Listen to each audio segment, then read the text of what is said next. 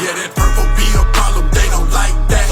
We don't turn the other cheek, yeah, we fight back. We keep the law, we teach the law, they don't like that. We waking up the 12 tribes, they don't like that.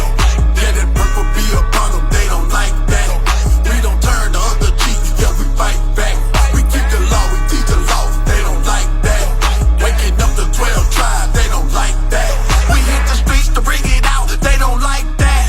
No doubt, we ain't lying, we ain't fly, yeah. A roaring lion crouching down, they don't like that. The tribe of Judah, watch us do this, we gon' fight back. And yeah, your pastor know we lying, talking about he know the scripture like a butcher, so I keep a knife. I pull it out and cut him with his wartime and spiritual. Praying for my son and them, praying for my aunties and my uncles and my cousin them.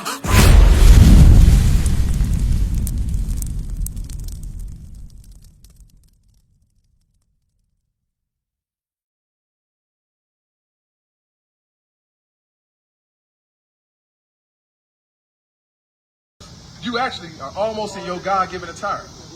But I'm saying, if you observe the situation, what do all the men have on that the women should not have on? It's easy. You looking right at it. I just, you know what I'm saying? Hit one of those just for a little hit. Pants. We should not be wearing pants. The women should not wear pants. You see what I'm saying? Come on. Neither shall a man put on a woman's garment. Neither should a man put on a woman's garment. So what do you see today? Have you seen a man put a dress on today? You ain't seen a Tyler Perry film where he was Big Mama? You ain't seen Martin Lawrence and, he was Medea, and then Martin put a dress on and said, I'm Big Mama. And then Jaden Smith put a dress on. And then P. Diddy came up with a kilt and in a dress. It's happening all around you. All our people are doing what? Breaking the commandments of God. And our sisters will jump up and say, well, there's women's pants, is there not? There's no such thing as women's pants. Go to Exodus 28 and 41. Ain't no woman's dress. Ain't no man dress. Ain't no such thing as no man purse either. All those effeminate ways got to stop. Exodus 28 and 41. 28 and 41. Come on. Exodus chapter 28 and verse 41. So now we're going to see who were pants for in the Bible.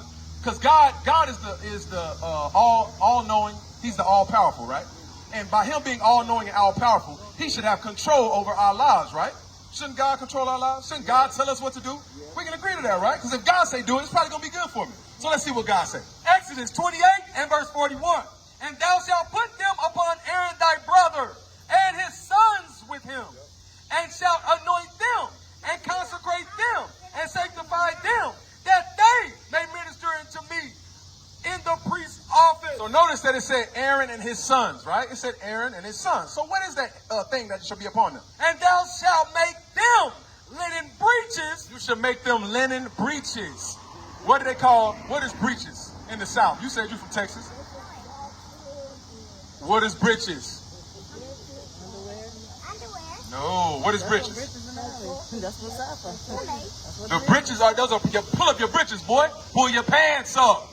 Y'all talking about boxes and all that. No, look, that's more of this man's confusion.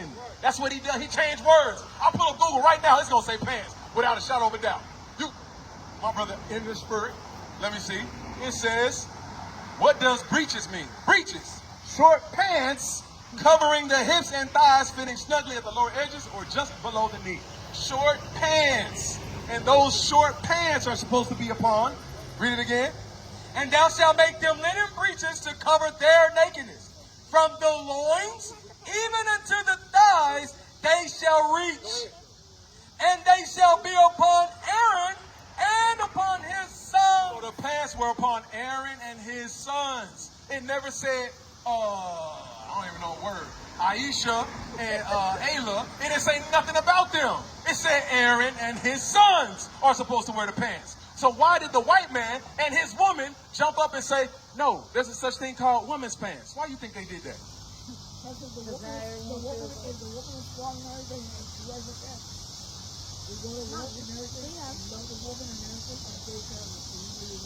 He said the woman becomes strong, right?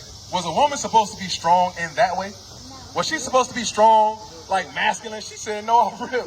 She knew exactly what it was. Out of the mouth of babes, the children, they're pure. I ain't gonna say they're pure, but they the closest thing to pure we got. You know what I'm saying? And out of her mouth, she said women ain't supposed to be strong like that. No, They're supposed to be strong in what? A supportive role to their man. The man goes out and does all that. The woman ain't got to be the one out in the streets making the money. She ain't got to be bucking up in people's sheds, telling brothers what to do, all that. That's not her role. And when it is like that, she loses her femininity. She loses her power. Her strength gone. You see what I'm saying? Because you want to put on pants. Now go back to Deuteronomy 22 and 5. Deuteronomy chapter 22 and verse 5. The woman shall not wear that which pertaineth unto a man. So the woman should not wear what belongs to a man, which are pants, right? Come on. Neither shall a man put on a woman's garment. So why in today's society they have something called cross-dressing? Why is that, sis? Why is that okay today? Why is that? Everybody wants to be equal. Everybody wants to have what the man has and wants to be as powerful as the man because they feel like they can do it too. Okay, that's perfect. That's perfect. But that ideology, is that of the Bible? No. So if it's not of God, where's it from? What the people put in the word for them. But listen, if it's not from God, who does it come from? Man. But who is man led by? He ain't led by God, so who else is there to be led by? Satan, the devil. That's who's there. That's who's leading all this. That's the one causing all this confusion in the earth. To the point where now, Leviticus 13 and 30. Because now it's more confusion. It ain't, my sister, I want to show you, I want to tell you, it's not just our outward appearance, it's our actual makeup. This man has defiled or corrupted our entire being as a people. Our minds are gone. All right, but to the point of this, read this thing. This is the book of Leviticus, chapter 13 and verse 30. Then the priest shall see the plague. We talking about a plague. The priest is looking at this person, right? Come on. And behold, if it be in sight deeper than the skin, and there be in it a yellow thin hair. So if there's a yellow thin hair, what did he say it was? Read it from the top.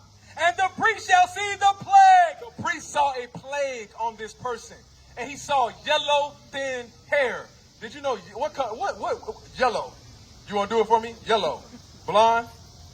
Get that for me. I'm gonna show you this thing because the Lord described it as a plague. But what people naturally have blonde hair, sis? What people naturally have that hair? I'm gonna show you. Bam, he been here the whole time in the room, showing you who got the yellow thin hair. How you doing, sis? How you doing? We going over the laws of God right now and how we are the Israelites, and there's a lot about ourselves we got to clean up. All right, but let me show. Come on. Then the priest shall see the plague, and behold, if it be in sight deeper than the skin, and there be in it a yellow thin hair. So what you got to do is understand, sis, because I can see your eyebrows. Your eyebrows is the same color as your natural hair, right? Your natural hair is dark like your daughter's. So why blonde your hair? You want to try something new. You wanted to be adventurous. But we ain't got to do that. We following the ways of the world. We following this man because guess what? Our opinion and our minds, all of that is made up from where? Where do we get our opinion and our mindsets from? It starts with an M. No, I said an M. You said an H. No, from media, from the TV, from entertainment, from Beyonce, from Keisha Cole, from Mary J. Blige, from Sierra, from all these different women that they put in our sisters, the media of our women. They shop this to you. Your Instagram models, all the models got blonde hair. Why is that? All of this because what? We think that's the author of beauty. We think that's perfection. Our minds is corrupted to the point where we believe that we have to look like this in order for us to be perceived as beautiful. But your daughter is beautiful as she is. Show the author of beauty. 13 and 3, Wisdom of Solomon. Wisdom of Solomon 13 and 3.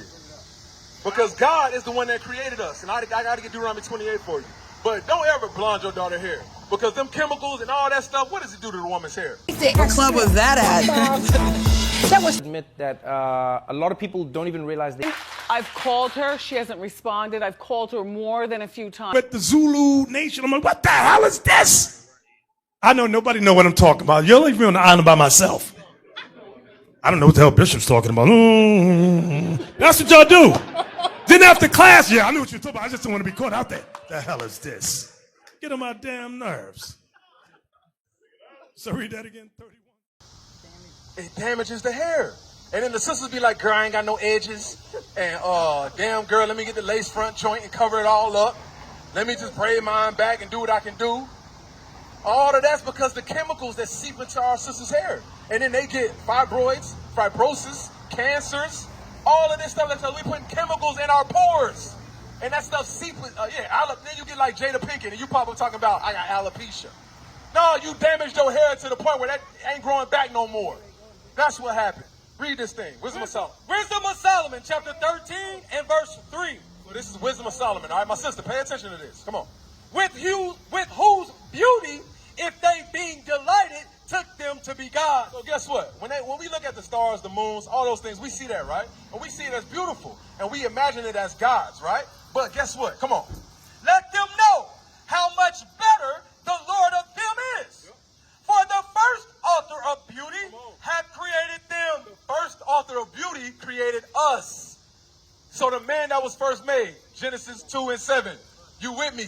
The first man that was made, the Lord said, I made you beautiful. The Lord described in the Bible as having wool textured hair. His hair was white. It wasn't blonde. It wasn't nothing like these white folk hair. He said my hair, it was black and then it went to white like our men do when they get aged. But dig this about the first author of beauty and what he used to create the first man. Come on. Genesis chapter 2 and verse 7. And the Lord formed man from the dust of the ground. He formed Adam out of the dust of the ground. What color is the dust of the ground? Brown. So the first man ever created was a black man. Adam was black. Eve, she came from him, did she not? So that means she also was a black woman. But these are the first people ever created. This is the love we have to have for ourselves, sis. To where we ain't got to look at the other nations and say, I want their hair. I want their look. I want their appearance. I want their dress code. 1 Timothy 2 and 9. I want to show you that as well. Because what I want to do is, we gotta talk about all the ways we corrupted our minds and just our outward appearance alone. Outside, you can tell, you know what I'm saying? So inside, we got to do an extra good job to clean up everything in our minds. Read this right here. 1 Timothy chapter 2 and verse 9. In like manner also. So the Lord is now talking about his daughters, the daughters of Sarah, the Israelite woman, in like manner also. That women adorn themselves in modest apparel. The sisters must wear modest apparel. My sister, what modest mean? True. Give me some more. So here, we'll do call and answer. So is modest tight and form fitting? No, right? So what would it be? Let's say natural. Natural. Okay. All right. Modest is more like it's not a pencil skirt. It's not a dress that's form fitting. Show off your curves. Show off everything you're dealing with. Your cleavage should not be out. Your daughter walking around in the little shorts, that should not be happening because men are pedophiles today and they may be looking at your daughter and you walking up and down the streets by yourself with no protection. And all praise to the Most High, nothing has happened. But sis, you want to put her in a modest dress. Show her what it means to be a woman because the media, Megan Thee Stallion, Cardi B, Nicki Minaj, who else? Beyonce, Sexy Red.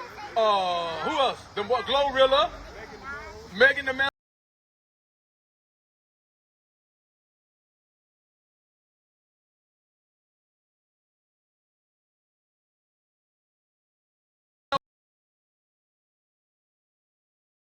Nicki Minaj.